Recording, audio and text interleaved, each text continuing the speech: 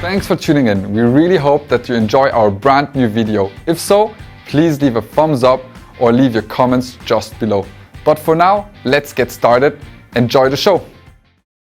Good morning, my name is Alex Schneider. I'm extremely happy to be part of the SMAC podcast today, and I'm very positive that we will have some fun here. What's going on, everybody? Welcome back to another episode here on SMAC. Before we get started, let us wish you a happy New Year 2023 on behalf of everybody here at SMAC. For our first episode this year, we had Alex Schneider, the president of the hotel division at Nikki Beach, on the show. And Alex talked to us about Nikki Beach's transition from beach clubs to hotels, or what makes a location interesting for Nikki Beach, and why we can expect a Nikki Beach in downtown and mountain locations in the not too distant future. Alex also told us about the origin of Nikki Beach's name and what it has to do with their philosophy. Enjoy the show. Alex, Happy New Year. First of all, before we start, thank you for taking the time. Thank you for being on the show here at SMAC. How does New Year's Eve at the Nikki Beaches that are open at the moment, how does that look? Any reports of some behind the scenes stories that you can give us? Some dirty details. We're obviously out for that. We love discretion. That's the core of our business. But just to give so much away, I think the New Year's Eve of 2022 was a reflection of the entire year. It was pure mayhem. It was a lot of fun, and really a celebration of life, as we call it, and a celebration of all of the things that were possible in the previous years. And we can see that there's still so much. I don't like the term pent-up demand, because I think it's more something emotional, that people are still, they're so eager to get together and they're so eager to let it all out. That I think is a very good summary of New Year's Eve at Nikki Beach. Okay, very good. Alex, but before we start getting into the details, and obviously I've got some stories and some topics where I would love your opinion. Let's talk about a little bit more about Nikki Beach to begin with, and those that might not be familiar or might know it only from the name per se. You are the president of the hotel division. There is more to Nikki Beach today than just beaches. There's the business has grown substantially from what started in Miami.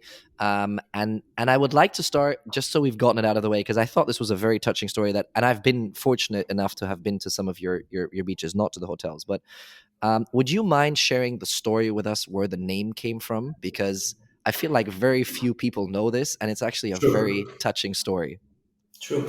I mean, we are around now since more than 23 years, and we're still family owned, which is also very important to understand. And the name has obviously a direct connection to the family. The name is an homage to Nicole Penrith, one of Jack's daughters, who unfortunately passed away at an early age. And back then, the family decided really to celebrate her life through the brand of Nikki Beach. And so a lot of our DNA is highly emotional. That's why we also always call ourselves a very female brand, and we're very proud of that. And that's why we have the slogan, the celebration of life, because it is the epiphany of turning something ultimately negative into something very, very positive. And that's why the entire brand has always these soft touch points that make it special. That's why we are so in love with details. That's why, we are always engaged with our customers in a special way. And that's why we're also so super non-corporate, because obviously you can't take such a story and then turn it into, a corner office. Yeah. I found the story fascinating for two reasons, Alex, when I had a look at the brand in more detail prior to the episode with you. First of all, because of the whole soft skills, and we'll talk about those skills in a second, because I feel that's something that you guys are particularly interested and sort of proud. Probably proud is the best word, and proud in a very positive sense here. And then the other story is kind of the transition of going from ultimately what people might think, is a fancy beach club into a global hospitality operation. Yes, you're not the Marriotts and the Accors and the Hiltons of the world with God knows how many. Luckily not, yeah. Luckily not, for good reason. Yeah. Shout out to the friends there. Yeah. But you have managed to kind of grow and develop into something that's a little bit more than, a beach club here and there, right? In all facets. Walk me through kind of, and you've been, I will, not trying to make you sound older than you are by any means, but you've been around the company for a bit. Walk me kind of through that process a little bit of what it was like from developing, a beach concept, which obviously, there is some relation to hospitality in a beach club. I get that, but it's quite a step to then go and say, okay, wait a minute, we can translate that into a hotel division and add an aspect of hospitality that maybe wasn't native to us to begin with. Yes, I think it's a very interesting. I would almost call it evolution, right? I Yeah, mean, as I said, we've been successful with the food and beverage concept for 2 decades now, which is in the world of F&B quite an achievement. Yeah. exactly. I mean, to stay trendy for 2 decades isn't easy. So that's why we always like to call ourselves like a modern classic. And we still believe that the brand deserves all of our attention, all of our love, and that's why you won't see anything like what many brands are currently doing to create a sub brand or to create a spin-off brand just to be able to cover more markets. But what we really discovered 6-7 years ago was the fact that we had many beach clubs and hotels, and these beach clubs, quite frankly, made the hotels a lot more successful. People, with a whole different spending mentality checked in. Suddenly the ADR was rising, the RevPAR was rising, and we said, wait a second, why don't we do it ourselves? We believe that our brand has such a intricate DNA that we can really create spaces. That was, funnily enough, also the time when I joined the company. And what I felt back then, we were talking 2015, 2016. These were the years of the W's, glitter balls, Yeah. house music in the lobbies, everything. Boutique hotels on the rise and everything. Exactly, boutique hotels on the rise. And what I, sort of realized was that either you went to a party hotel and then you had to party whether you wanted or not, or you go to a, let's say, relaxing resort, something super, how can I say, holistic, like balance the six senses of the world. And I always thought that is very counterintuitive because at the end of the day, every human being goes through different phases throughout the days, right? I mean, when I wake up, I'm the ultimate introvert, right? I mean, don't talk to me, please, keep a distance, give me a coffee, give me something to read, and then 1 hour later, I can engage socially.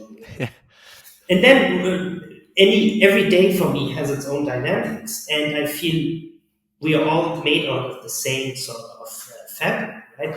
So what we really created at Nikki Beach, while using the aesthetics, the story of the brand, the food and beverage concepts, we really created the first boutique is a word I don't like to use anymore. Small resort brand, where you basically can go through entire different phases of energy. If you decide to start the day on a high, you go at 11 a.m. or 12 p.m. You go to our beach club and you let it all out, and you're just having a fantastic time. If you want to start your day a little more zen, you take part in one of our yoga sessions, or you go to the spa.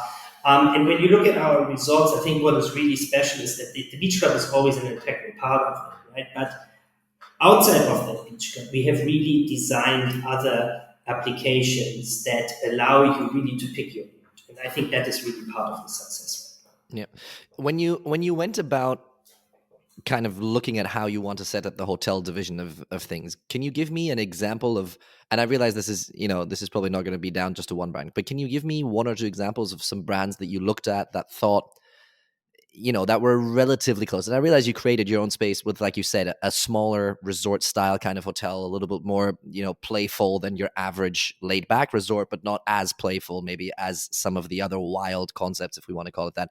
Can you give me one or two examples of some brands that you looked at where you said, we can pick something here, we can pick something there? Oh, absolutely. I think, there's always a lot of inspiration and from which you can sort of create your own little potpourri of things. I believe, for instance, when I look at the Nobu brand, I think they are very good at, keeping their food and beverage core element very intact, very consistent, and then they create hotels around it. So I like that because it was always, for us, the protection of our origin it was always number one, right? Then I know you also spoke with Christoph Hoffmann, who I have tons of respect for. 25 Hours was, one of the first real fun experiments. Pioneers, yeah. Exactly. And what I love and what I really also sort of took on board for ourselves is like, just don't be so damn serious about yourself. I mean, at the end of the day, we are still working in an industry that is paid to be fun. Right? I mean, we are not paid to be more elegant than our guests. We are not paid to be more stiff than our guests. We are there to make other people having a good time. And I think with a little bit of a chuckle, with a little bit of a smile on your face, things like that go easy. And if you translate that into design, and if you translate that also into service attitudes, I think you can only win. You can only win. Very good. Let's talk a little bit about the more nitty gritty then, Alex. I obviously we had a look at some of the properties, and we'll talk more about the hotels for the time being because I realize that's obviously your responsibility, and we'll briefly touch the beaches as we go along. Walk me through a little bit about the portfolio you have today. I've had a look. I can see that it looks great. I've never been, so give me some of the feelings as well that you have there. I realize there's an opening around the corner. Well, around the corner is relative, but coming relatively soon in 2023. And I really want to talk to you about that because I feel like it's a region, and it's funny when I started looking into Nikki Beach for this episode, because we have we organize we have meetings here on a regular basis, and we look at some trends as well, and we feel that the destination that is coming for you guys this year is one that is very up there at the moment, let's call it that, and very interesting for a lot of companies. So we've actually had the topic, and it put a smile on my face when I read, "Ooh, Muscat." That's one we want to talk about.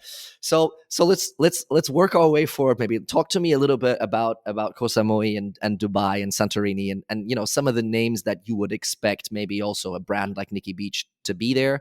But there is one or two here as well where I would like your opinion that are maybe not as obvious, shall we say, in the first place. I'm looking specifically here at Montenegro, which I feel is probably a more underrated destination. Is that a good way of putting it?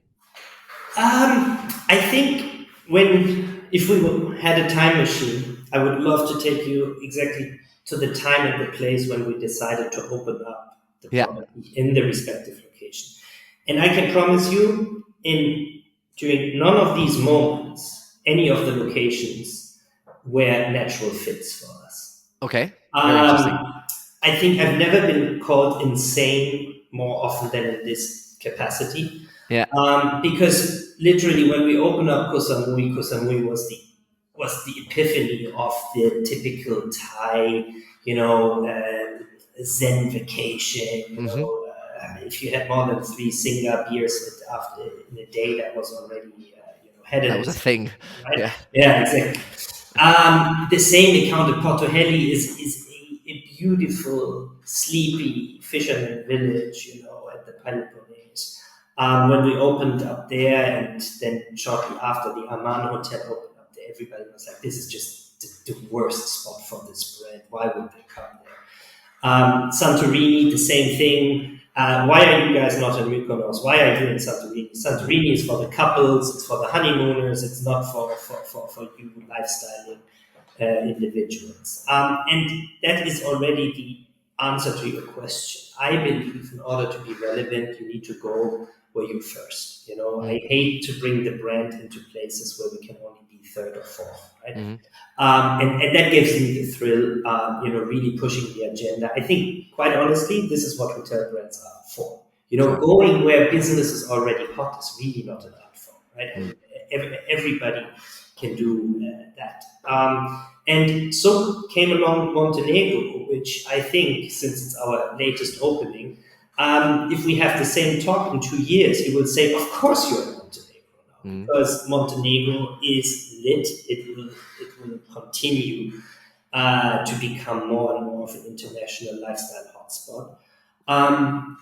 And we had the same discussion, by the way, in Dubai. I mean, when I opened up Dubai, people told me, Alex, are you crazy? You are in the worst market for a new brand.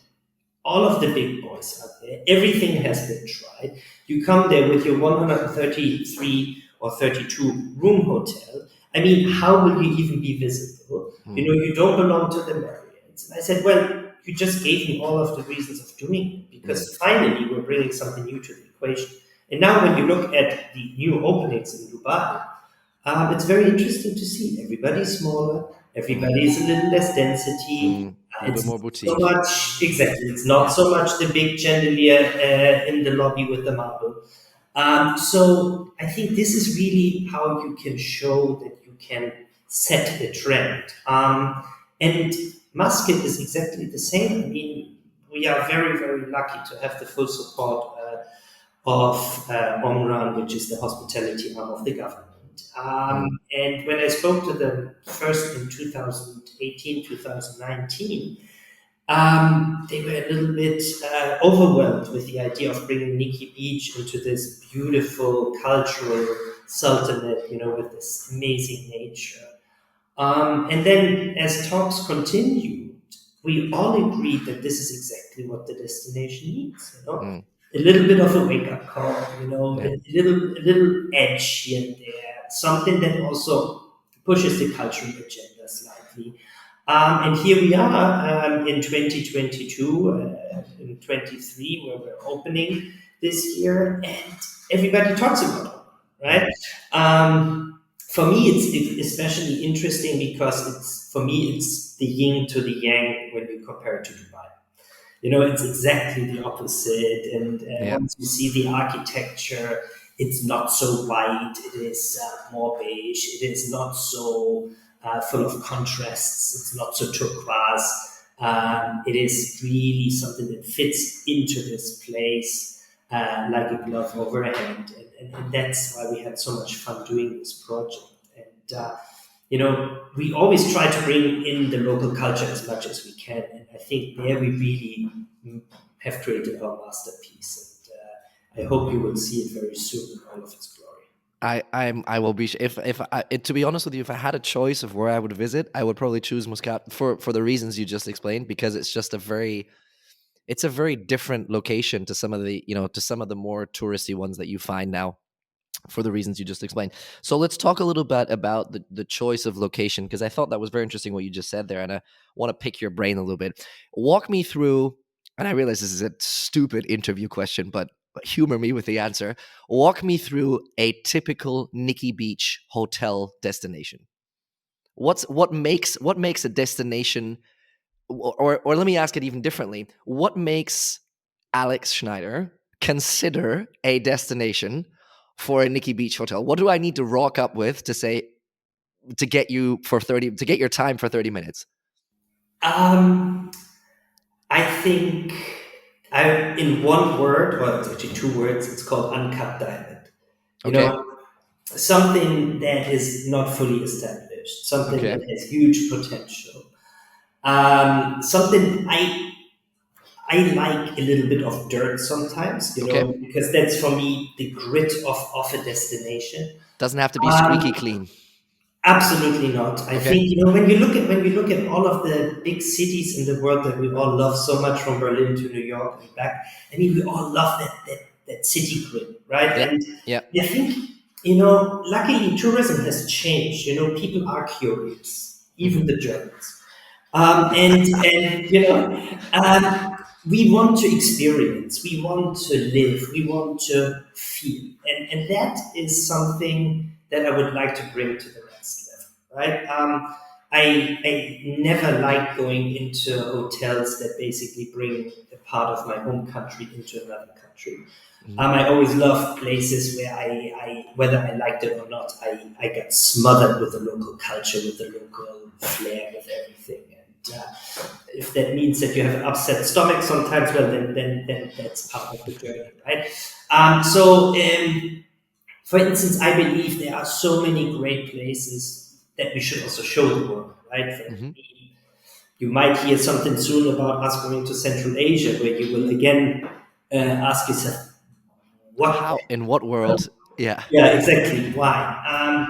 But I think again, it is part and it's a duty of a cool brand to open up new, locations, right? Mm.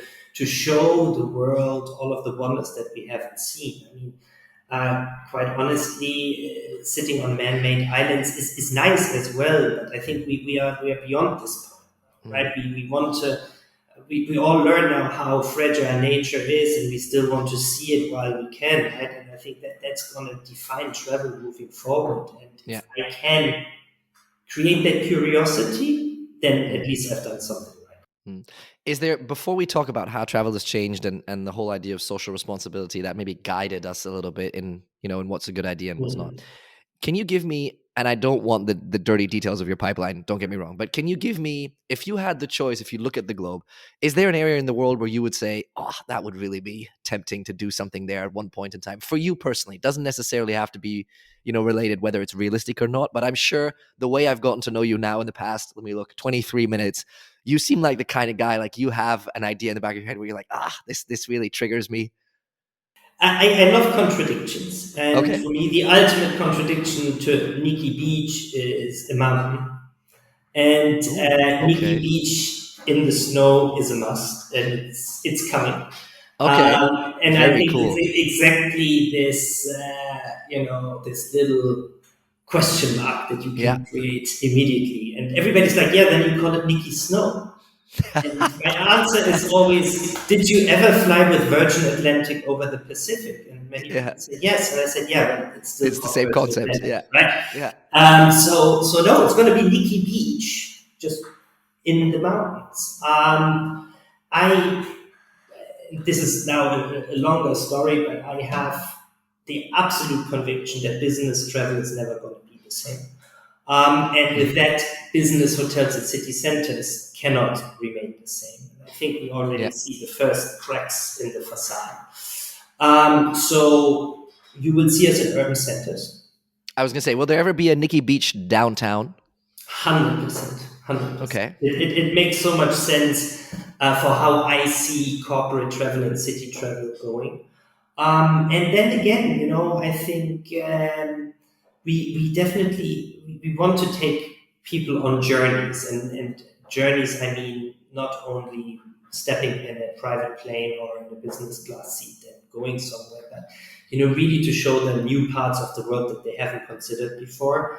And we have quite some surprises in the pipeline that go beyond our famous Saint-Tropez flair, Yeah. that will really enrich, and where people are like, I was there, you cannot believe this is like the place. Very cool. We will be watching closely, Alex. Tell me then a little bit more about, or let's talk a little bit more about the whole idea of what you just explained in the industry. And I think it's rare for a senior executive like yourself to say the words that you've just said. So I deeply respect that, and I would like you to pick your brain on it a little bit more. You said the way that development works now, maybe as opposed to 5, 7, 8, 10 years ago, is there's a little bit more of a social responsibility aspect that flies with it. The whole man-made islands, whether that there's definitely some fun to be there and to experience that for sure. But whether that's necessarily the way forward is a question that you, in my opinion, rightly so, just put out there. Tell me where we stand in development in the hospitality or in the hotel industry. Let's talk more about the hotel industry in that context, and how you feel that might continue to develop, because it's something that not only the developers are aware of now, but also the guests are increasingly more often asking, wait a minute, is this really, is this really necessary? Is this a good idea? Do we need to be doing it this way? Can we do it a more responsible way? And there is a trend here and there now already, I guess, where booking decisions are starting to be made based on that. So give me your 5 cents on this, how that's going to develop, and how convincing the industry is going to, or how convincingly the industry is going to make that step towards a slightly more, I don't want to use the word sustainable because it's just so overused, but to a slightly more socially responsible decision-making process. Okay. I mean, let me start with the final part of your question, because I think that's really the most tangible and the most important one. I think, at the end of the day, we have seen a lot of greenwashing lately, and in a very, in my humble opinion, unnecessary way. Because my favorite sentence is, "You're not going to save the oceans through straws." Believe me, it really, to a certain degree, doesn't matter whether you have a plastic straw or not. It matters what you do with the bloody plastic straw, right? So I think, us people in hospitality, we're definitely not in the center of innovation with what we do, and we've never been there. I think in certain ways it's very true, right? I think for 50 years we were still putting chocolates on pillows, right? And if you wake up on one of these chocolates, you know how it's a mess. Yes, exactly, right? So that's we still fold toilet paper in triangles and do all of these things. And I think it's nice because we're celebrating a little bit our own heritage. But when it comes to this pressing, CSR, whatever you want to call it, we really need to start to grow up now, right? I mean, we need to embrace more technologies when we build. When you look at our portfolio, you will see that out of our 5 hotels, 3 hotels have been conversions.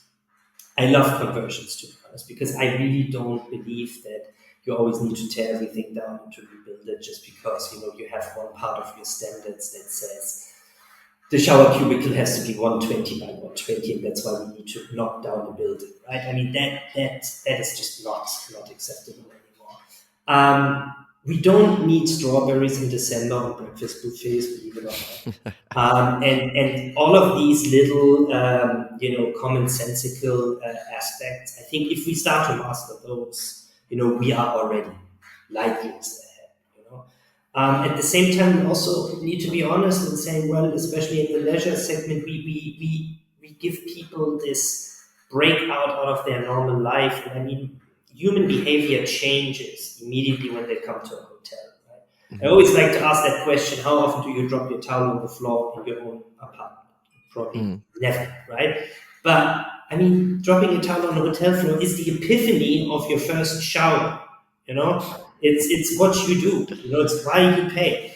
And when people ask me, Alex, how can you make travel more sustainable? I say, well, I'm okay with shutting off the hot water after 10 minutes. But is that really what we as hospitality providers in the luxury realm are there for? And no, choice is luxury, so we will keep on giving people choice. But I think we need to be more creative. We need to, especially I feel in the food and beverage part, there's so much that can be done that you don't need to fly in all of these pineapples or eat all of this tuna. So I think there's really a lot to be done, and that's how I see it. We should tackle the issue with creativity and fun and a little bit of a narrative around it, and not with its stigma. Because I mean, let's face it, when you fly business class from Frankfurt to New York, I think you need to stay almost a month or 2 months in a carbon-free hotel in order to make up for your flight footprint. So there's always going to be a bit of that, right? Yeah. It's super important, but we need to be creative. Yeah. So before we dive deep on the sort of the way that you've transcended Nikki Beach as well from like I said before, the beach, the purely beach establishment to the hotels, tell me, Alex, a little bit more about you, because we need to talk about the elephant in the room here. Not only are we both from the same mother country and cheered for the same losing team during the World Cup last year, but there's also an angle where obviously, if we look at what the places and the companies that you worked for and so on and so forth, walk me through Alex's journey to Nikki Beach, because it started, if you don't mind me saying so, relatively corporate. If you don't mind me putting that image out there of you, and then you made your way into, let's say, more niche kind of products. I realized there's a stunt there at Rixos for a certain time, which obviously now there's a slightly different background to Rixos than there was when you were there at the time. But we'll not get into that today. All the way then to a founder led and owner led company like Nikki Beach with a very unique story, like you said, with a brand that's maybe not as presumptuous and massively out there, certainly in the hotel sector, more so maybe in the hospitality with the beaches, but certainly not in hotels. And having gotten to know you now for the past, by now, 32 minutes, you seem to me like someone who feels incredibly, what's the good word here, who feels incredibly good as to where you are right now, what you're doing, and the fact that you can do it with a brand that is as maybe not hyped and out there yet as some of the other big kahunas and big lifestyle brands that you would know. Is that a fair assumption to make? 100%, 100%. I mean, I think, if I'm very honest, a lot has to do with confidence. Right. And there are some people that are blessed that start their first day in their industry and they have all the confidence in the world. I had to climb up, the mountain. I think that is. Originally, I wanted to be a chef. That's probably one of the biggest mistakes in my life. I never became a chef, because that's really the only thing I learned. Right, the rest is all like, how do they say in German, autodidaktisch. I sort of learned while doing it. How good are your cooking skills today, Alex? I think if you ask my wife, pretty much up there. Okay, all right. We can compete. Okay, good. Yeah, okay. Sometimes this cheesy saying, if you like something so much, probably it's good that you don't make it your profession. It has a little bit of truth here. Yeah. But on a more serious note, I think I'm eternally thankful for all of my years, especially in these big brands that I spent, because as much as I'm sometimes now making one or the other side remark on how much better it is to be in a small, agile sports car than we are, than to be in these monster trucks. I think the hospitality companies, and I have to mention Hyatt here, where I spent my first 8 years. They are there for a reason, because they have the processes, they have the knowledge, they have the systems, and I learned so incredibly much there. And I think, when we look at this complete nonsensical bunch of brands that I worked for, each brand had something that I learned. When I worked for Kampa, which is more of a shoe brand than really a hospitality brand, I learned the value of a family-owned brand, and that you can never do anything to harm it. When I went to India, hardly 30 years old, and I opened up a hotel there, I learned, how good we have it and what it really means to be humble and to understand, how the other 99% are really living. It has transformed my life. Then obviously running something like Emirates Palace is a job that I will never want to miss. I mean, every day there was a superlative, right? And the hands that you shake, the things that you see is enough to write a book. So again, it also showed me the weaknesses of one of the most expensive hotels in the world ever built, and so that there is not that you can't get perfection through spending. Rixos was a fun time. I learned a little bit about the all-inclusive concepts, and I decided that this is definitely not for me. And then, I ran into this amazing man called Jack Penrod, who told me about his vision to bring his brand into hotels. And I was like, oh my God, this is exactly what I've always been looking for. you finally, you can take all of these learnings and you put them into a very entrepreneurial environment. I enjoy this underdog, status that we're having, because it allows us to be cheekier. It allows us to be sometimes a little more sarcastic than other big brands, and I think in a small, way, we are enriching this huge marketplace of hospitality because we're doing so many things so differently. I think if we can really achieve that, some of the bigger boys look at us and say, this is interesting what they are doing, we've achieved everything that we wanted, right? And at the same time, to protect a family-owned brand is really, there you learn what brand and brand DNA means, that you just can't spin something off every week, that you can't open up a hotel every 2 days, and I think this is very much in tune also with me and my personality. I don't like greed. I don't like too many superlatives. And I always like to go back to basics and say, okay, if we get the basics right, the rest will work as well. But let's first get the basics right. And I think this is something that I'm missing sometimes today. Everything is so accelerated. That this, down tempo sometimes is nice. Taking a step back and looking at what's going on. And be honest, if you mess up, you raise your hand and next time you do it better. Alex, give me one or two, we like to call them what the fuck moments, but let's not call them that for the sake of the art. Let's call them wow moments, or where you thought, what the hell is going on in your stunt of the past, the couple of decades that you've been in the industry now. You've seen a couple of crises come and go. You've seen different cultures. You've seen different brands. You've seen the big kahunas down to, all inclusive and back. Is there one or two moments where you thought? I'm sure there must be. The question is, what are you going to give me? I'm sure there's plenty.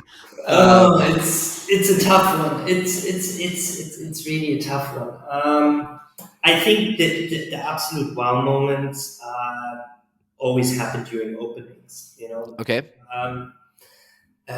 One of my favorite stories is when we opened up Casa Campa in 2009 in Berlin. I mean, it was world economy crisis.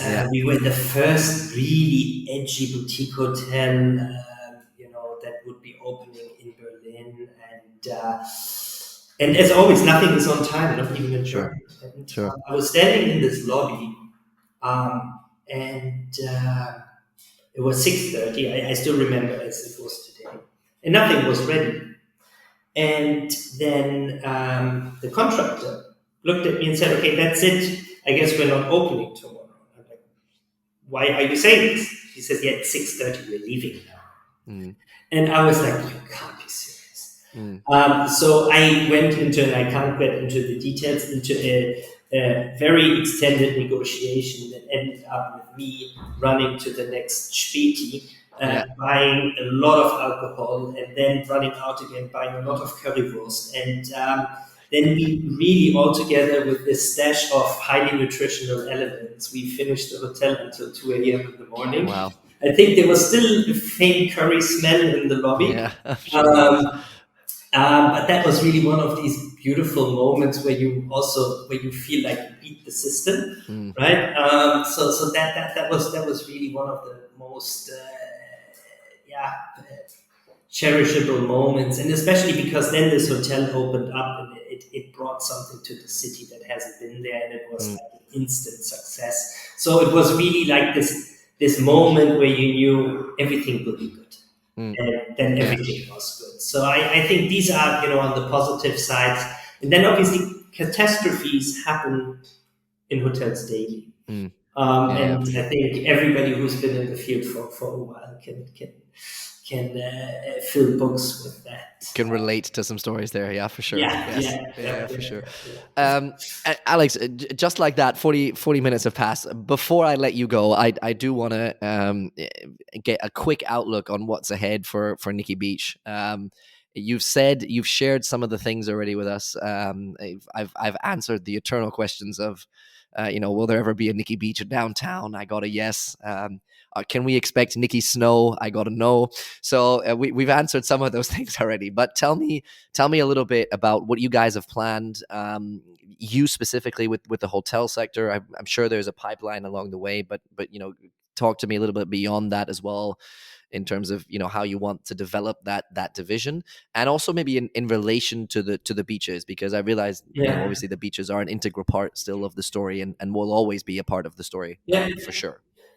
Yeah, I mean, again, our beach clubs will always be the heart of the brand, and I love it that way, to be honest, because again, it's when you compare it to Porsche, the 911 is the heart of Porsche, right? Hmm. And Porsche has developed many other great cars along the line, and I think our hotels are let's say an offspin from this 911, probably the Cayenne if you want Yeah. to call it something like that. And I think with this, we really feel very, very comfortable today. I think we want to become better at what we do. I think that's really at the heart of everybody in our team waking up every day. Again, it's not. We definitely don't want to disrupt. I mean, disruption is such a trend word, and nobody was ever able to explain it properly to me what it is. I believe in doing the basics better always brings you at some point a really, really cool result. We want to grow, but we want to grow in a fun and meaningful way. Again, we're too small to do big mistakes. That would break our neck.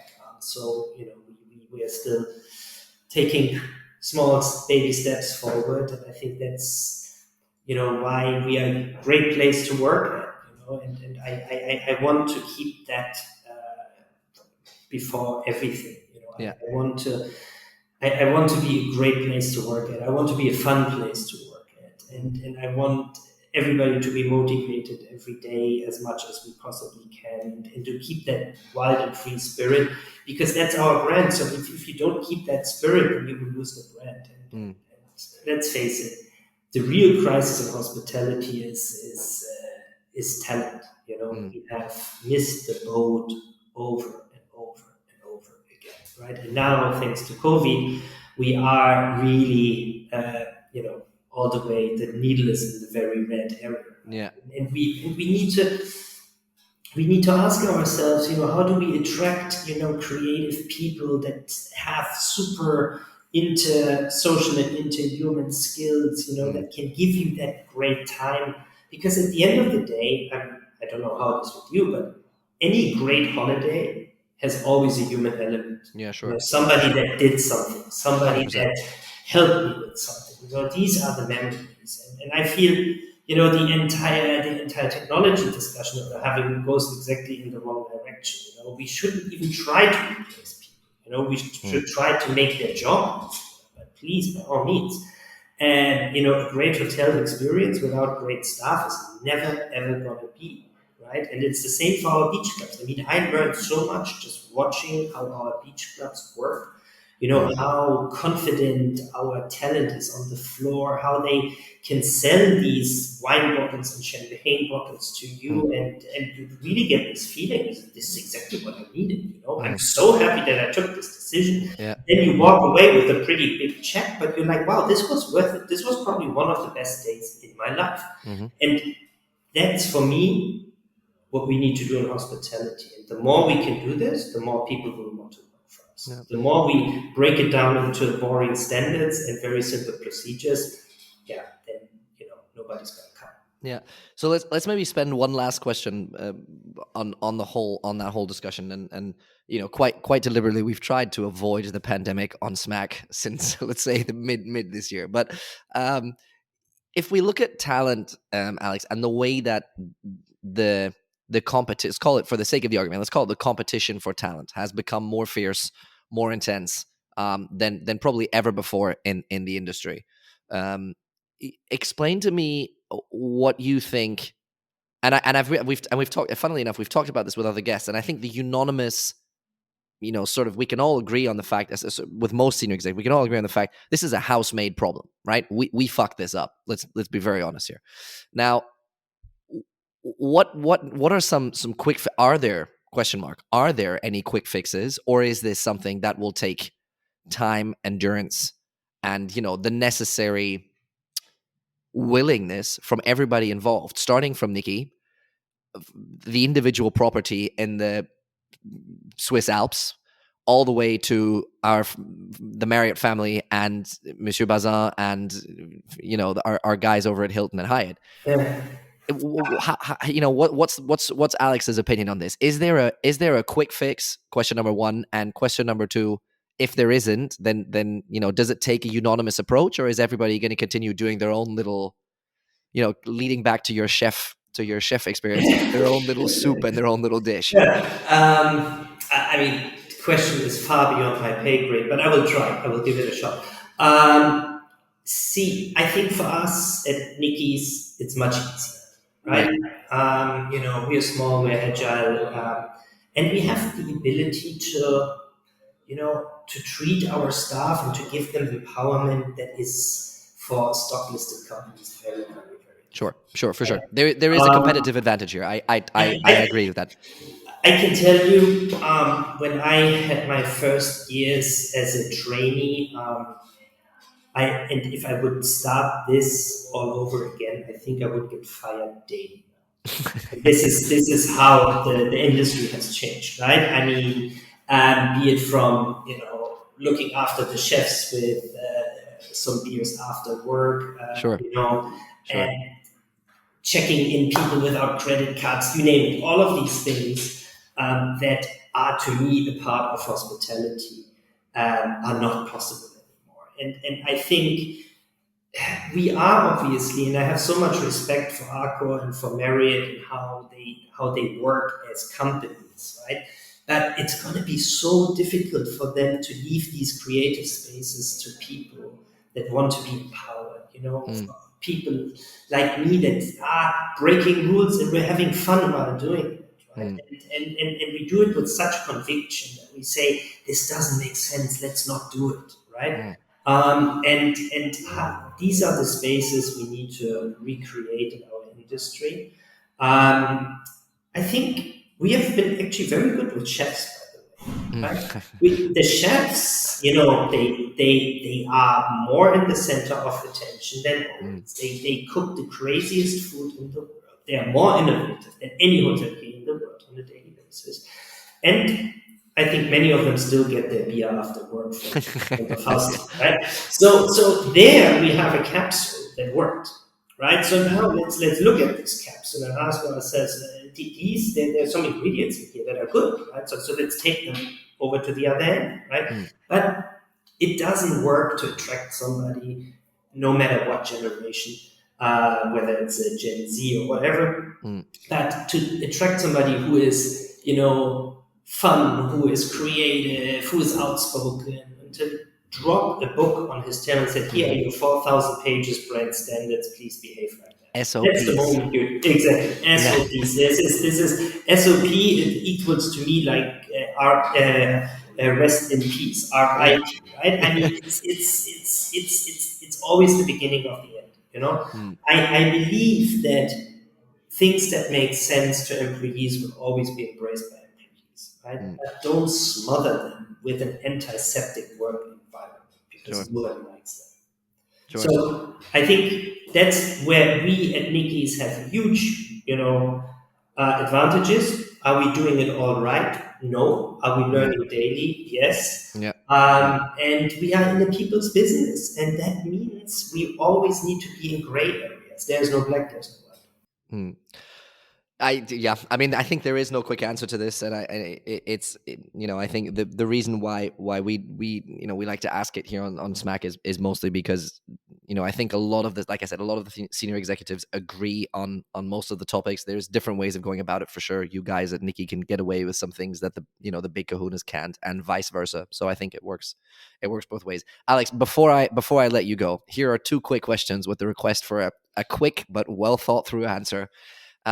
Alex, your favorite hotel on the planet that you've been to that is not a Nikki Beach, and why? I forgot the name. It was an Airbnb in the middle of the Tuscan Hill that was run by a gay couple. I've never seen such perfect hospitality. Meanwhile, being completely embedded into nature, culture, so on and so forth. I mean, it was, for me, I was only there for 48 hours, but in these 48 hours, I understood Tuscany more than anybody, I think, in 48 hours. And that was for me just wow. I mean, I ate nothing that was not out of their garden. I didn't drink a single bottle that was not from a vineyard that I could see. And that's for me hospitality in its best shape and form. Yeah. If we, and I hope we do, but if we were to speak again in 12 months from now, give me 2 things that you hope will have happened by then. Business, hospitality related.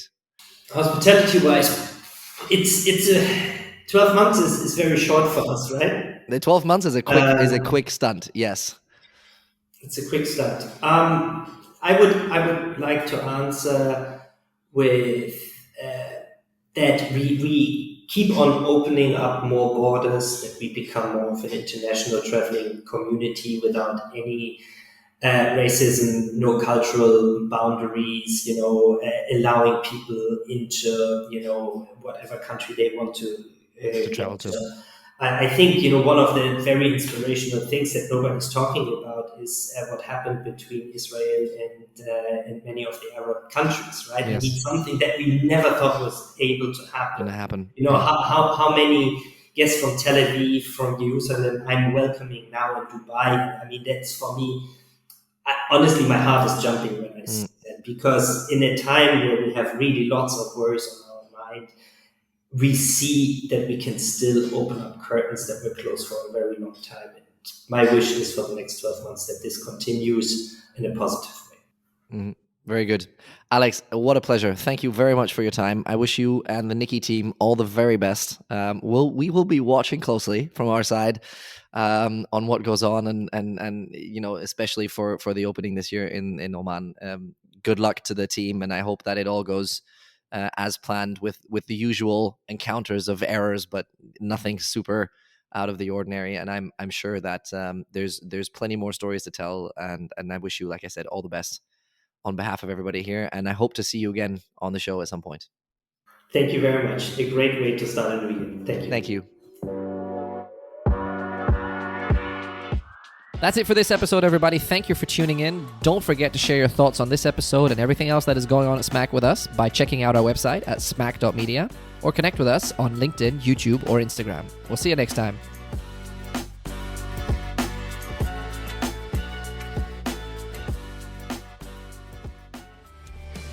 If you're still around now, then I'm sure that you enjoyed this video. If so, you can check out another video here, subscribe to our YouTube channel, or check out our other stuff just below. See you soon!